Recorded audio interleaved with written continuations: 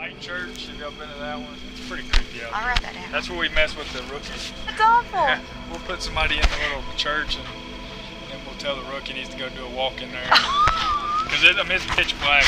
That's terrible. I don't know, but it's creepy out here. It's probably the creepiest one in ours.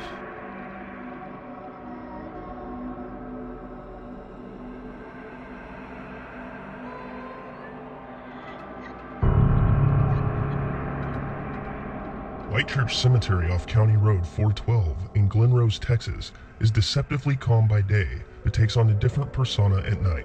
Rumored by more than one local ghost hunting group to be haunted, White Church was recommended for us to check out by local law enforcement during another one of our investigations.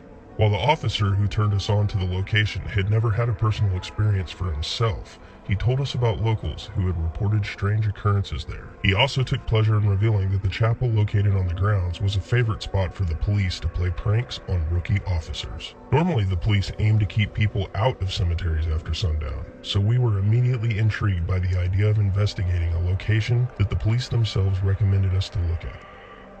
After a little searching, we were able to find the heavily isolated cemetery and scout it out during the day. We read about the experiences other people had had in the location and looked for ways to debunk the activity before we conducted our own in-depth investigation. The old one-room church, you can hear the footsteps of boots on the old wood floor. Now, having said that, 3 friends and I heard about this white church from the locals and decided to go there. It was a clear night, November 1999. Wow.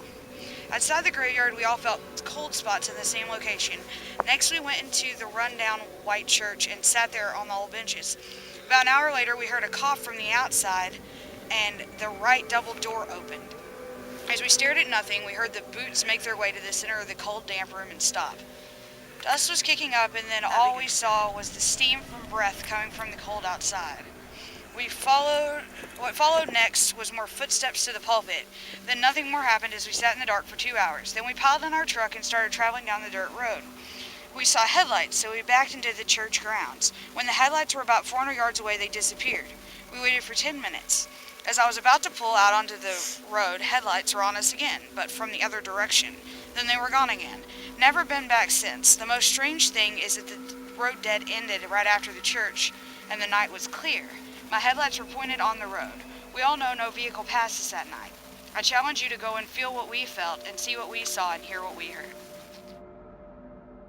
After a day of checking out the location, learning what we could, and doing some daytime EVP sessions in photography, we set up our equipment and began our overnight investigation in an attempt to experience for ourselves what others had told us about.